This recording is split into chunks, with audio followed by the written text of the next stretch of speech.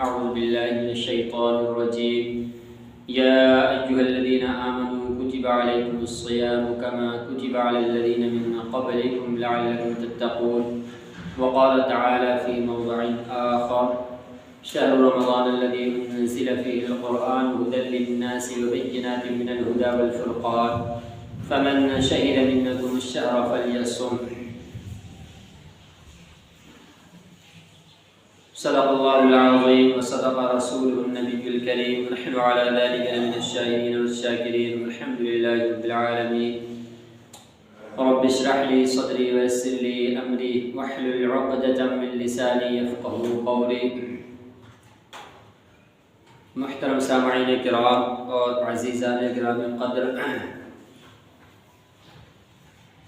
ابھی جو ہے ہم شعبان المعظم کے مہینے میں چل رہے ہیں. اسلامی تاریخ کے اعتبار سے یہ 8واں مہینہ ہے. اس کے بعد ہفتہ 8 سے 10 دن رہ گئے ہیں رمضان المبارک شروع ہونے میں. اور رمضان المبارک ایک خاص مہینہ ہے جس میں اللہ تعالیٰ کی طرف سے اپنے بندوں پر بہت سے فضائل اور برکات کا نزول ہوتا ہے. اللہ کے رسول صلی اللہ علیہ وسلم کا معمول اور طریقہ تھا کہ آپ شعبان کے آخر میں رمضان کے فضائل بتا دیا کرتے تھے. اکثر کتابوں کے اندر حضرت سلمان فارسی رضی اللہ عنہ کی روایت ہے جو بہت زیادہ ہی جامع ہے اور ان تمام اعمال کا قریب احاطہ کیا گیا ہے جو رمضان کے اندر کیے جاتے ہیں. سب سے پہلے تو یہ بتا دینا ضروری ہے کہ رمضان کے اندر خاص عمل جو ہے وہ روزہ ہے. روزہ اسلام کی بنیاد میں سے ایک بنیاد ہے. تو جب روزہ بنیاد ہے تو ظاہر سی بات ہے اس کے متعلق فضائل بھی قرآن و احادیث میں اتنے ہی ملیں گے، اور اس کے خلاف یعنی روزہ نہ رکھنے پر جو وعیدیں ہیں وہ وعیدیں بھی اسی قدر کثرت کے ساتھ ہوں گی. اور ان تمام آیتوں اور روایتوں کا احاطہ کرنا ہم اور آپ اچھی طرح جانتے ہیں کہ یہ 15 سے 20 منٹ کے اندر بہت زیادہ مشکل ہے. اس لیے بات اصولی اور جامع ہونی چاہیے تاکہ بات زیادہ سے زیادہ بھی آ جائے اور کام کے لائق بھی ہو کہ جس کو ہم سن کر سمجھ کر عمل میں لا سکیں. خطبے کے اندر جو آیت کریمہ پڑھی گئی یا ایھا الذین آمنوا کتب علیکم الصیام کما کتب علی الذین من قبلکم لعلکم تتقون، یہ روزے کی فرضیت کے لیے کافی ہے. اللہ تعالیٰ قرآن کریم کے اندر فرماتے ہیں ایمان والو تم پر روزہ فرض کر دیا گیا ہے. کتب علیکم الصیام، کتب کے معنی لکھ دیا گیا ہے اور لکھ دینے کے معنی یہی ہے کہ فرض کر دیا گیا ہے. کما کتب علی الذین من قبلکم لعلکم تتقون، جیسا کہ تم سے پہلے لوگوں پر بھی روزہ فرض تھا. روزہ جس طریقے پر اسلام میں دیا گیا یہ تو اسلام اور مسلمانوں کی امتیازی شان اور خصوصیت ہے، لیکن فی نفسہ ہی روزہ وہ ہر دور میں ہر زمانے میں ہر نبی کے امتوں کو دیا گیا تھا. وہ الگ الگ طریقے سے الگ الگ دنوں میں روزہ رکھتے تھے. تو یہ روزہ اللہ تعالیٰ اسی کو کہہ رہے کما کتب علی الذین من قبلکم، جیسا کہ تم سے پہلے لوگوں پر بھی ان کو فرض کیا گیا تھا لعلکم تتقون، تاکہ تم تقوی اور پرہیزگار بن جاؤ، متقی اور پرہیزگار بن جاؤ. یعنی روزہ جو ہے ہماری تربیت کرنے کے لیے آتا ہے. روزہ میں جب انسان بھوکا اور پیاسا رہتا ہے، جسمانی طور پر کمزور پڑتا ہے، تو ان کے اندر سے گناہ کی شہوت اور گناہ کے جو لذات و خواہشات پیدا ہوتے ہیں دلوں میں وہ چیزیں بھی کم پڑ جاتی ہے. دوسری ایک آیت اور بھی پڑھ کے آپ کو بتا دیا فَمَنْ شَهِدَ مِنَّكُمُ الشَّهْرَ فَلْيَصُمْ، تو تم میں سے جو شخص اس مہینے کے اندر حاضر ہو، شہیدہ حاضر ہو یعنی اللہ تعالیٰ اسے اتنی زندگی دے کہ وہ رمضان تک پہنچ جائے، رمضان میں بھی حاضر ہو، فَلْيَصُمْ، انہیں چاہیے کہ وہ روزہ رکھے. تو یہ روزے کی فرضیت ہے. اللہ کے رسول صلی اللہ علیہ وسلم جو شعبان کے اخیر میں رمضان کے شروع ہونے سے پہلے جو آپ خطبہ دیا کرتے تھے، تقریر کیا کرتے تھے، تو اس میں سب سے پہلے اللہ کے رسول صلی اللہ علیہ وسلم رمضان کی فرضیت، رمضان کی عظمت کو بتاتے تھے. قد اظلکم شہر عظیم مبارک، اللہ کے رسول نے فرمایا کہ تمہارے اوپر ایک بہت بڑا، بہت بابرکت اور مبارک مہینہ جو ہے سایہ فگن ہونے والا ہے، سایہ کرنے والا ہے۔ تو یہ مہینہ عظمت والا ہے۔ عظمت کس طرح ہے؟ اللہ تعالیٰ نے اس کے اندر بہت سے فضائل رکھے۔ اسی روایت کے اندر اللہ کے رسول صلی اللہ علیہ وسلم نے فرمایا کہ اس مہینے میں ایک رات ایسی ہے جو 1000 راتوں سے، 1000 مہینوں سے افضل ہے۔ فیہ لیلۃ خیر من الف شہر، اس مہینے میں ایک رات ایسی آئے گی جو 1000 مہینوں سے افضل، یعنی لیلۃ القدر۔ تو یقینی سی بات یہ رمضان کی عظمت ہے۔ اسی حدیث کے اندر اللہ کے رسول صلی اللہ علیہ وسلم نے فرمایا کہ اللہ تعالیٰ اس مہینے میں نفل عبادتوں کا ثواب فرض کے برابر کر دیتے ہیں۔ نفل نمازیں ہم پڑھتے ہیں تو ان کا ثواب عام دنوں میں جتنا ہوگا، رمضان میں ہم اگر اسی نفل کو پڑھتے ہیں تو اس کا ثواب عام دنوں کے فرض کے برابر کر دیا جاتا ہے۔ اور جو شخص رمضان میں کوئی ایک فرض ادا کرتا ہے تو اس ایک فرض کی قدر اللہ تعالیٰ اتنی بڑھاتے ہیں کہ وہ 70 کے گناہ برابر کر دیتے ہیں، فرض کا ثواب اتنا بڑھا دیتے ہیں۔ تو ہے نا یہ عظمت والا مہینہ، یہ ہے رمضان الکریم کی عظمت کہ اللہ تعالیٰ اس کے اندر اتنا زیادہ نیکیاں بانٹتے ہیں۔ اور کہ عادت بنا لیجئے رمضان المبارک کے اندر عبادت و اطاعت کرنے کی، کیونکہ اللہ تعالیٰ کی رحمت اور برکت جو ہے اس میں بارش کی طرح برسنے والی ہے۔ تو اللہ کے رسول صلی اللہ علیہ وسلم نے پہلے اس مہینے کی عظمت کو، اس مہینے کی برکت کو بتایا، پھر آپ نے فرمایا جعل اللہ صیامہ فریضۃ، اللہ تعالیٰ نے اس مہینے کے روزے کو فرض قرار دیا ہے۔ وقیام لیلۃ تطوعا، رمضان کی فرضیت بتا دیا اور رات کے قیام کو یعنی تراویح کو سنت قرار دیا ہے۔ اللہ تعالیٰ نے ہی بنایا۔ اس روایت میں تو صاف یہی سمجھ میں آ رہا ہے کہ اللہ تعالیٰ نے ہی اس رات کے قیام کو، اور قیام تو عام دنوں میں بھی لوگ کرتے ہیں، تہجد کی نمازیں، اس رمضان المبارک میں قیام کی خصوصیت کیا ہے؟ خصوصیت یہ ہے کہ رمضان المبارک میں ایک خاص قیام ہے، وہ ہے تراویح۔ عشاء کی نماز کے بعد 20 رکعت تراویح پڑھتے ہیں اور جماعت کے ساتھ پڑھتے ہیں، تو اس کو اللہ تعالیٰ نے سنت قرار دیا ہے، اللہ تعالیٰ نے سنت بنا دیا ہے۔ بعض روایتوں کے اندر ہے وَسَنَنْتُ لَكُمْ قِيَامَهُ، اور میں نے، یعنی اللہ کے رسول نے کہا کہ میں نے اس رات کے جگ کر عبادت کرنے کو یعنی تراویح پڑھنے کو سنت قرار دیا۔ تو اس لیے علماء کرام نے صاف لفظوں میں بتایا ہے کہ تراویح سنت موقدہ ہے۔ اگر اجتماعی طور پر لوگ تراویح کو چھوڑ دیتے ہیں تو ان سے لڑنا، ان سے جہاد کرنا ضروری ہو جائے گا۔ تو تراویح کو ہم نہیں چھوڑ سکتے تراویح۔ اور اب بھی بتایا کہ جیسے نفل نمازوں کا ثواب اللہ تعالیٰ فرض کے برابر کر دیتے ہیں، اگر ہم 20 رکعت تراویح پڑھتے ہیں تو وہ فرض کے درجے میں پہنچ جاتا ہے، یعنی عام دنوں کے فرائض کے جو ثواب ہے وہ ہمیں اس مہینے میں سنتوں پر ملتے ہیں۔ تو تراویح کو بھی ہمیں پابندی کے ساتھ ادا کرنا ہے اور پڑھنا ہے۔ فرائض کا ثواب بتا دیا، اللہ تعالیٰ نے فرض کے ثواب کو 70 گنا بڑھا دیا ہے، اتنا زیادہ اللہ تعالیٰ کی طرف سے احسان اکرام ہوتا ہے۔ سنتوں کو فرض کے برابر کر دیا گیا ہے، نفل عبادتوں کو۔ تو یہ اس رمضان المبارک کے فضائل و برکات ہے۔ پھر اللہ کے رسول صلی اللہ علیہ وسلم نے فرمایا کہ یہ مہینہ جو ہے صبر کا مہینہ ہے۔ صبر کے فضائل سے قرآن اور حدیث بڑھے ہوئے ہیں۔ یا ایھا الذین آمنوا استعینوا بالصبر والصلاۃ، اے ایمان والو صبر اور نماز سے مدد طلب کرو، ان اللہ مع الصابرین، صبر کرنے والوں کے ساتھ اللہ تعالیٰ ہے۔ صبر کی تلقین خاص طور پر اللہ کے رسول اس مہینے میں کیوں کر رہے ہیں؟ بھوکا اور پیاسا رہنا کسی کو پسند نہیں، دقت ہوتی، تکلیف ہوتی ہے بھوکے رہنے میں، خواہش کھانے کی پینے کی ہوتی ہے، اور جب آدمی بھوکا ہوتا ہے تو جلدی غصہ بھی آتا ہے، چڑچڑاپن بھی آتا ہے۔ تو اس مہینے میں اس کی ضرورت زیادہ پڑنے والی ہے کہ آدمی صبر کا دامن تھامے رکھے، اس بات کا ذہن میں استحضار رکھے کہ صبر کرنے والوں کے ساتھ اللہ تعالیٰ ہے۔ اگر کوئی پریشانی آتی ہے روزے میں، کبھی ایسا ہوا سحری نہیں کھا پائے، آنکھ دیر سے کھلی، تو اب یہ نہیں کہ پورے دن ہائے ہوا مچانا شروع کر دے، اس سے لڑنا اس سے جھگڑنا، نہیں، پھر تو ایسا ہوگا کہ جیسے روزے کے عمل کو اور روزے کے ثواب کو ہم برباد کر رہے ہیں۔ برباد ہمیں نہیں کرنا ہے۔ کبھی کسی سے کوئی سخت کلامی، سخت گفتگو ہو گئی، کسی نے کہہ دیا اپنے رشتہ داروں میں سے، اپنے عزیز و اقارب میں سے، یا گاؤں محلے کے کسی آدمی نے، تو ان سے بھی لڑے جھگڑے نہ۔ الصوم جنۃ ما لم یخرقها، روزہ جو ہے وہ ڈھال ہے۔ ڈھال مختلف تفسیر ہے ان کی، اور بعض روایتوں میں حدیثوں کے اندر بھی اس کی تفسیر آئی ہے کہ یہ جہنم کے آگ سے بچانے والی چیز ہے۔ بعض میں یہ ہے کہ یہ گناہوں سے بچانے کے لیے ڈھال ہے۔ جب آدمی روزہ رکھ لیتا ہے تو بہت سے گناہوں سے ایسے ہی بچ جاتا ہے۔ تو کیسے ہم گناہوں سے بچ پائیں گے؟ اس میں بھی ہمیں صبر ضروری ہوگا۔ صبر اگر ہم نہیں کرتے ہیں تو ظاہر سی بات ہے کسی نے ہمیں تھوڑا سا چھیڑا اور ہم آپے سے باہر ہو کر اور اس سے بد کلامی کر جائیں گے، اس سے لڑ جھگڑ جائیں گے، صبر تو باقی نہیں رہا، پھر روزے کے ثواب جاتے رہیں گے۔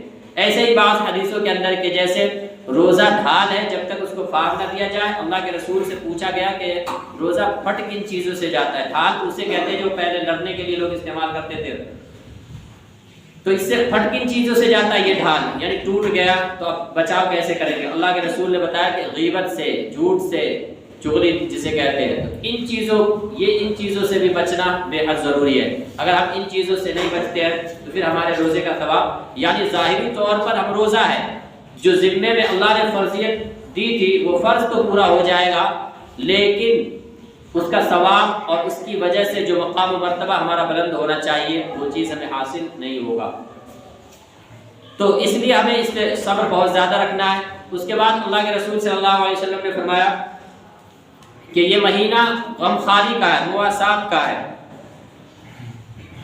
اس مہینے میں مواسات اور غمخواری کیا ہوتی ہے؟ اپنے ساتھ دوسروں کی خبر رکھنا، یعنی اللہ تعالیٰ نے ہمیں جو نعمت دیا ہے، مال و دولت دیا ہے، بہت سے اللہ کے بندے غریب ہے، کمزور ہے، فقیر ہے، ان کے پاس اتنے روپے پیسے نہیں ہیں، تو ہمیں ان کا خیال رکھنا ہے۔ ہم اگر اپنے شہری کا انتظام کرتے ہیں، ہمارے پاس 3-4 آئٹم ہے کھانے کے لیے، شربت بھی ہے، فروٹس بھی ہے، پکوڑیاں بھی ہے، تو ان کا بھی دوسروں کو بھی کم از کم 2-4 دے دے، اپنے ساتھ برابر بیٹھا کر افطاری کروائے۔ افطاری کرانے کے الگ سے فضائل اللہ کے رسول صلی اللہ علیہ وسلم نے بیان کیے کہ جو شخص اس مہینے کے اندر کسی کو افطاری کروائے گا تو اللہ تعالیٰ اس کے گناہوں کو معاف کر دیں گے۔ من فطر فیہ صائما کان لہ مغفرۃ لذنوبہ، کہ جو شخص کسی روزے دار کو افطاری کروائے تو اللہ تعالیٰ سب سے پہلے تو ان کے گناہوں کو معاف کر دیں گے۔ یعنی 3 طرح کے ثواب ان کو دیتے ہیں افطاری کرانے والے کو۔ 3 طرح میں سے کیا ہے؟ اگر وہ گناہ گار ہے، کوئی غلطی کوتاہی، اور انسان غلطیوں سے پاک ہے نہیں، کوئی یہ دعویٰ نہیں کر سکتا کہ ہم کبھی گناہ کرتے ہی نہیں۔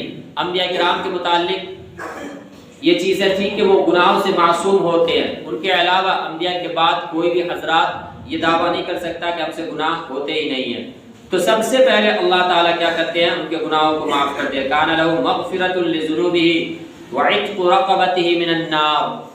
اور اگر کوئی ایسا گناہ ہو گیا ہے کہ جس کی وجہ سے یہ جہنم کا مستحق ہو گیا، جہنم کے رجسٹر میں اس کا نام چڑھ گیا، لکھ گیا کہ یہ آدمی جہنم میں جائے گا، اللہ تعالیٰ کہہ رہے ہیں کہ ان کو جہنم کے رجسٹر سے ان کا نام نکال دیا جائے گا، ان کو جہنم سے آزاد کر دیا جائے گا۔ اللہ کے یہاں 2 جگہ ہے، جنت و جہنم۔ جہنم سے اگر نام کٹ گیا، نکل گیا، اب وہ جنت میں جائے گا، یعنی جہنم سے آزادی مل گئی اور جنت میں داخلہ مل گیا۔ یہ دوسرا ثواب۔ تیسرا کیا فرمایا؟ وَكَانَ لَهُ مِثْلُ أَجْرِهِ مِنْ غَيْرِ أَنْ يُنْتَقَصَ مِنْ أَجْرِهِ شَيْءٌ، اور اس کو اتنا ہی ثواب ملے گا جتنا اس روزے دار کو ثواب ملا تھا۔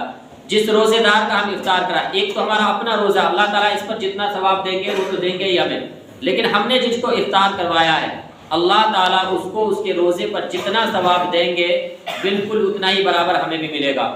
اور ایسا نہیں کہ اس کا ثواب لے کر اللہ تعالیٰ کھلانے والے کو، افطاری کرانے والے کو دے دیں گے، نہیں، اللہ کے یہاں اس کا ثواب ان کے لیے الگ ہے، لیکن ان کے لیے الگ سے اللہ تعالیٰ اتنا ثواب دیں گے جتنا ان کو ملتا ہے۔ تو یہ افطاری کرانے کے ثواب اللہ تعالیٰ، اللہ کے رسول صلی اللہ علیہ وسلم نے بتایا کہ اتنا زیادہ ثواب اللہ تعالیٰ دیتے ہیں۔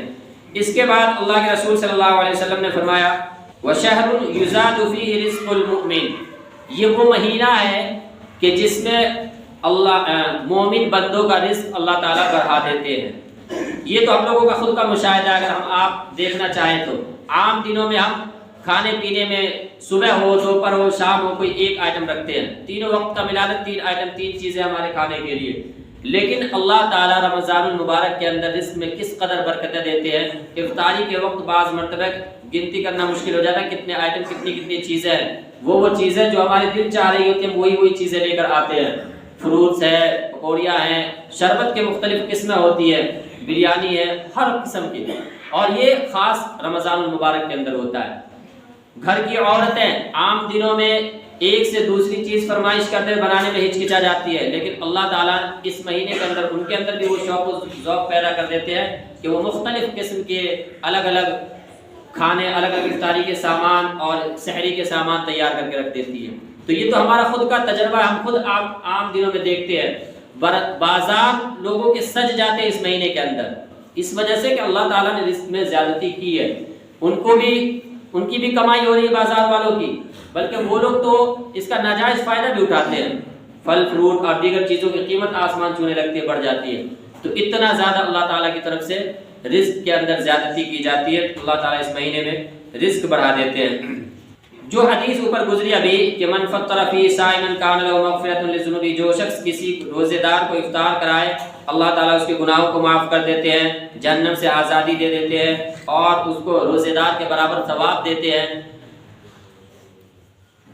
اللہ کے رسول صلی اللہ علیہ وسلم کی مجلس میں جو صحابہ کرام تھے انہوں نے ہمارے لیے اور بھی زیادہ آسانیاں کر دی۔ انہوں نے اللہ کے رسول سے پوچھا، اللہ کے رسول صلی اللہ علیہ وسلم، ہم میں سے ہر شخص اتنی وسعت نہیں رکھتا، اتنا مالدار نہیں کہ وہ کسی روزے دار کو کھلا سکے اس طریقے پر۔ روزے کے بعد آدمی بھوک پیاس میں ہوتا ہے، افطاری کرے گا، وہ کھائے گا، تھوڑا زیادہ کھائے گا، تو ہم میں ہر آدمی تو اس قابل نہیں ہے۔ یہ تو امیروں کے لیے ہوا کہ وہ کسی روزے دار کو افطار کرائے، کھلائے۔ اللہ کے رسول صلی اللہ علیہ وسلم نے بات نہیں، اللہ تعالیٰ یہ ثواب فقط اس پر نہیں دیتے کہ کسی کو بھر پیٹ کھلایا جائے، بلکہ اگر کسی کو ایک کھجور سے اگر کوئی افطاری کروا دے، پانی پلا کر افطاری کروا دے، لسی کا ایک آدھ گھونٹ پلا کر بھی افطاری کرا دے، پھر بھی اللہ تعالیٰ اس کے لیے یہی ثواب دیتے ہیں۔ تو اتنی آسانی، ہم میں سے اگر کوئی ادنا سے ادنا آدمی بھی ہے، غریب فقیر بھی، کم از کم اللہ تعالیٰ نے ان کو پانی پینے کی قدرت دی ہے، پانی پلا کر بھی افطاری کرا دیتا ہے، ان کے لیے بھی یہی ثواب ہے۔ اتنا زیادہ اللہ تعالیٰ نے اس کے اندر ہم پر مہربانیاں کی ہے۔ اور اس کے علاوہ جو بھر پیٹ کھلائے اس کے لیے الگ سے اللہ کے رسول صلی اللہ علیہ وسلم نے فضائل بیان کیے۔ من اشبع صائما سقاه الله من حوض شربة لا يظمأ حتى يدخل الجنة، کہ جو شخص کسی روزے دار کو بھر پیٹ کھلائے، اور بعض روایتوں میں ہے کہ فقط پانی پلانے کا تذکرہ ہے، یہی فضائل ہے کہ بھر پیٹ کھلائے یا پانی پلا دے، اللہ تعالیٰ اس کو میدان محشر میں قیامت والے دن، جس کی مقدار 50,000 سال کے برابر ہے، میرے حوض سے پانی پلائیں گے، میرے حوض سے پانی پلائیں گے، اور اس پانی پینے کے بعد اس کو جب تک پیاس نہیں لگے گی جب تک وہ جنت میں داخل نہیں ہو جاتا۔ یعنی ایک طریقے پر اس کے لیے یہ پروانہ اور ایک ٹکٹ بھی مل گیا کہ اب یہ شخص جنت ہی جائے گا۔ اسی شخص کو اللہ کے رسول صلی اللہ علیہ وسلم کے حوض سے اللہ تعالیٰ پانی پلائیں گے۔ وہ 50,000 سال کا دن ہوگا، لوگ اس کی تپش میں، اس کی گرمی میں، اور پھر حساب و کتاب چل رہے ہوں گے، وہ ہولناکی کے اندر کیا کیفیت اور کیا حالت ہوگی اندازہ کرنا مشکل ہے۔ قیامت کی ہولناکیوں میں ایک نہیں کئی صورتیں قرآن کریم کی مکمل احادیث کی کتابیں بھری پڑی ہے، باضابطہ ایک باب اور اس کے لیے الگ سے وہ کتاب متعین کر دیا گیا ہے۔ اور ایسی ہولناکی کے اندر اللہ تعالیٰ جو ہے صرف کسی کو ہم نے پانی پلایا، یا اللہ نے اتنی قدرت دی ہے کہ ہم نے کسی کو بھر پیٹ کھلا کر افطاری کروا دیا، تو اتنے ثواب دیں گے کہ اس میں گناہ بھی معاف، جہنم سے آزادی بھی مل گئی، اس کے برابر ثواب بھی مل گیا، اور میدان محشر میں اللہ تعالیٰ پیارے رسول صلی اللہ علیہ وسلم کے حوض سے، آپ کو اللہ نے حوض دیا، حوض کوثر، انا اعطیناک الکوثر، چھوٹی سی صورت ہے جس میں اللہ تعالیٰ کہ ہم نے آپ کو کوثر عطا کیا ہے، تو اس کوثر حوض کوثر سے اللہ تعالیٰ پانی پلائیں گے، اور وہ پانی پینے کے بعد اس جنتی کو جنت پہنچنے تک پیاس نہیں لگنے والی ہے۔ ان کے علاوہ اللہ کے رسول صلی اللہ علیہ وسلم نے اور بھی بہت سی چیزوں کی ترغیب دی، ان میں سے ہے من خفف عن مملوکہ فیہ غفر اللہ لہ واعتقہ من النار، کہ جو شخص اس مہینے کے اندر اپنے غلام، اپنے نوکر، اپنے ملازمین کے ذمہ داریوں میں کمی کر دیتا ہے، ایک شخص جس کے تحت میں 8-10 افراد کام کر رہے ہیں اور وہ سب کا ذمہ دار ہے، اس نے اپنے ملازمین کو کام تھوڑا کم کر دیا کہ عام دنوں میں تم 12 گھنٹہ کام کر رہے تھے، اب تم 10 گھنٹے کام کر لو، یا دوسری شکل نکالا، پیسے بڑھا دیا۔ دنیا والوں کا طریقہ کیا ہے، جیسے ہم ہندوستان کے اندر ہے، وہ غیروں کے طریقے پر دیوالی میں تھوڑا بونس دے دیتے ہیں، تھوڑا گفٹ وغیرہ دے دیتے ہیں، پیسے بڑھا کے دے دیتے ہیں، بعض چھٹی کا ایام ہے چھٹی کر دیتے ہیں اور ان پہ تخفیف کی جاتی ہے۔ تخفیف ہر طرح سے ہو سکتی ہے، آپ نے کام ان سے کم لیا، تخفیف اس طریقے سے بھی ہو سکتا ہے، کام تو اتنا ہی لیا، پیسے بڑھا دیے، تو مختلف شکلیں ہو سکتی، نرمی کی جائے الفاظ میں، گفتگو میں، دیگر چیزوں میں، یہ سب تخفیف کے حکم ہے۔ تو اگر ہم وہ طریقہ جو غیر اپنے اپنے تہواروں میں اپنا رہے ہیں، اگر ہم اس مہینے میں اپنائیں، اپنے ملازمین کے پیسے تھوڑے بڑھا دیں، اپنے ملازمین سے کام تھوڑا کم لیں کہ وہ بھی روزے دار، ان کو دقت و پریشانی نہ ہو، غفر اللہ لہ، اللہ تعالیٰ ایسے شخص کی بھی مغفرت فرما دیں گے، یعنی جو ذمہ دار ہے اپنے ماتحتوں پر نرمی کر رہا ہے اس کو بھی معاف فرما دیں گے۔ وَأَعْتَقَهُ مِنَ النَّارِ، جہنم سے آزادی اس کے لیے بھی لکھ دی جائے گی۔ اگر کسی گناہ، کسی بدعمالی کی وجہ سے جہنم کا مستحق ہو چکا ہے، جہنم کے رجسٹر میں نام چڑھ چکا ہے، اس کو ڈیلیٹ کر دیا جائے گا، مٹا دیا جائے گا۔ اور جہنم، ابھی بتایا کہ جہنم سے نکلنے کا کیا مطلب، اللہ کے دو ہی جگہ ہے، جنت یا جہنم۔ جب جہنم کے رجسٹر سے نام ختم کر دیا گیا، جنت کا ٹکٹ کنفرم ہو گیا۔ تو اتنی زیادہ اللہ تعالیٰ اس مہینے کے اندر فضائل رکھے ہوئے ہیں۔ اس کے علاوہ بھی اللہ کے رسول صلی اللہ علیہ وسلم نے فرمایا کہ اللہ تعالیٰ نے رمضان کی شکل میں اور رمضان المبارک کے اندر ایسی ایسی چیزیں اس امت کو عطا کی ہے جو پہلی امتوں کو عطا نہیں کی گئی۔ اب وہ کیا چیزیں ہیں؟ خلوف فم الصائم اطیب عند اللہ من ریح المسک، روزے کے اندر، روزہ رکھنے کے بعد جو روزے دار کے منہ سے ایک خالی پن کی وجہ سے ایک مہک آتی ہے، اللہ تعالیٰ کو وہ مشک کی خوشبو سے بھی زیادہ پسندیدہ ہے۔ مختلف تفسیریں اس کی گئی ہے کہ جب یہ شخص میدان محشر میں اٹھے گا، اس کے منہ سے وہ مہک اور وہ بو آئے گی، یا ایسی پہچان ان کی بنا دی جائے گی کہ جس سے خوشبو آ رہی ہو، اور بھی اس کے مختلف تفسیریں کہ اس کا کیا مطلب ہے، اللہ کو اتنا زیادہ پسند ہے۔ ایسے ہی اللہ کے رسول نے فرمایا وَتَسْتَغْفِرُ لَهُمُ الْحِيتَانُ، ایک حدیث کے اندر وَتَسْتَغْفِرُ لَهُمُ الْحِيتَانُ اور دوسرے کے اندر ملائکہ، یعنی ایسے شخص کے لیے جو روزہ رکھتا ہے، مچھلیاں بھی استغفار کرتی ہے، دعائیں کرتی ہے اللہ اسے بخش دے، اسے بخش دے، ان کو گناہوں کو مٹا دے۔ اور دوسری والی جو بتایا جس میں فرشتے کب تک کرتے ہیں؟ جب تک یہ روزہ رکھا ہوا، یعنی صبح سحری کے وقت سے لے کے اور مغرب کے وقت تک وہ کرتے ہی رہتے ہیں استغفار۔ فرشتے گناہوں سے معصوم ہوتے ہیں، ان کی دعائیں جلدی قبول ہوتی ہے۔ اور انسان و جنات کے علاوہ جو غیر مکلف مخلوق ہے، جیسے ابھی مچھلیوں کا تذکرہ آیا، تو ان کا بھی کوئی حساب و کتاب نہیں ہوتا، تو ان کی دعائیں بھی جلدی قبول ہوتی ہے۔ ہمارے یہاں ہم چونکہ انسان ہیں، ہم اپنی بعض غلطیاں ایسی کر جاتے ہیں، جیسے حدیثوں کے اندر ہے کہ ایک شخص اللہ کے حضور ہاتھ اٹھاتا ہے، دعائیں کرتے ہیں اللہ معاف کر دے معاف کر دے، لیکن ان کا کھانا حرام، ان کا چلنا، ان کا پینا حرام، اللہ تعالیٰ کہاں سے دعا قبول کریں گے؟ تو ہمارے اندر تو وہ خامیاں ہے کہ جن کی وجہ سے دعائیں بعض مرتبہ رد کر دی جاتی ہے، فرشتوں کی دعاؤں میں رد کرنے والی کوئی بات نہیں۔ ایسے ہی دوسری مخلوق جیسے مچھلیوں کا تذکرہ آیا، ان کی دعائیں بھی قبول کر دی جاتی ہے۔ وَيُزَيِّنُ اللَّهُ عَزَّ وَجَلَّ كُلَّ يَوْمٍ جَنَّتَهُ، اللہ تعالیٰ رمضان المبارک عام دنوں میں یعنی پورے سال جنت کو تیار کرتے ہیں، سجاتے ہیں، سنوارتے ہیں، کس لیے؟ رمضان المبارک کے اندر۔ اور جنت سے کہا جاتا ہے امید ہے کہ میرے بندے اس مہینے کے اندر اپنے دنیا کی تمام تر مشقت و پریشانیوں کو چھوڑ کر تمہاری طرف آئیں گے، یعنی ایسی توفیق ان کو ملے گی، گناہوں سے توبہ استغفار کریں گے، جنت والے اعمال کریں گے، جنت میں جانے کے مستحق ہوں گے۔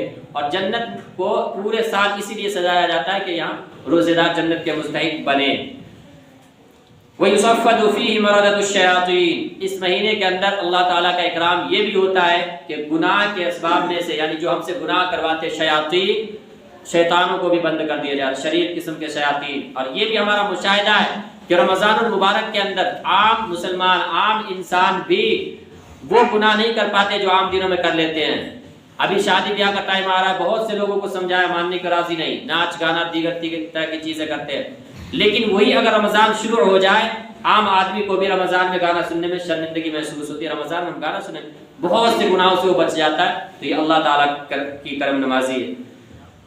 وَيَغْفِرُ لَهُمْ فِي آخِرِ لَيْلَةٍ، اور اخیر رات میں ان کی مغفرت کر دی جائے۔ اللہ کے رسول صلی اللہ علیہ وسلم حدیث کے اندر فرمایا کہ اخیر رات میں ان کی مغفرت کر دی جاتی ہے۔ صحابہ کرام نے پوچھا کہ اللہ کے رسول اخیر رات میں جو مغفرت کر دی جاتی ہے کیا مطلب ہے؟ کہیں یہ رات لیلۃ القدر تو نہیں؟ لیلۃ القدر کے اندر اللہ تعالیٰ بہت زیادہ معاف کرتے ہیں، یہی تو نہیں؟ نہیں، مطلب وہ نہیں ہے۔ بات یہ ہے کہ جب کوئی مزدور اپنی مزدوری کر چکا تو اب ان کو ان کے پیسے دے دیے جاتے ہیں۔ ایسے ہی جب رمضان المبارک پورا ہو گیا، ایک بندے نے پورے رمضان روزہ رکھا ہے، تو اب اللہ تعالیٰ کے ذمہ یہ چیز لازم ہو گیا کہ اب اس کو روزے کے عوض میں جو مغفرت چاہیے مغفرت کر دیا جائے۔